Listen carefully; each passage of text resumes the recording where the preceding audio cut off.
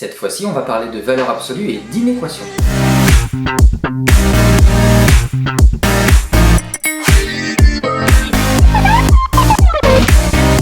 Alors on va utiliser deux propriétés, et pour savoir laquelle on va utiliser, eh bien on va regarder le signe de l'inégalité, si on a inférieur ou égal, ou supérieur ou égal. Notez que ça marche aussi pour des inégalités strictes. Voici la première propriété que l'on va utiliser. On se prend A un nombre réel et B un réel positif.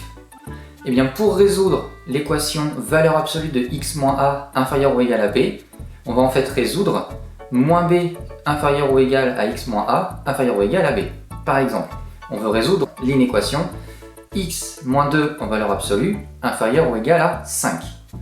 Et bien ici, cela veut dire que x moins 2 est compris entre moins 5 et 5.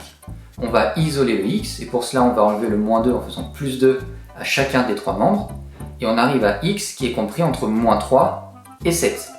Donc l'inéquation est respectée si et seulement si x appartient à l'intervalle moins 3 et 7. On passe à la deuxième propriété que l'on peut utiliser. On se donne A un nombre réel et B toujours un réel positif. Pour résoudre l'inéquation valeur absolue de x moins A supérieur ou égal à B, et bien cette fois-ci on va résoudre x moins A supérieur ou égal à B ou x moins A inférieur ou égal à moins B.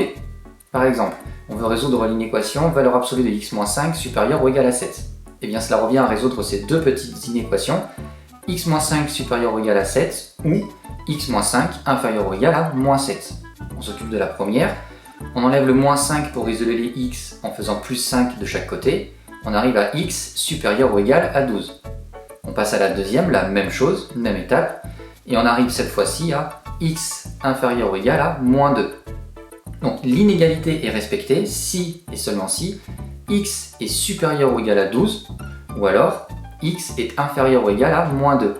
Et cela correspond à l'intervalle moins l'infini moins 2 union 12 plus l'infini.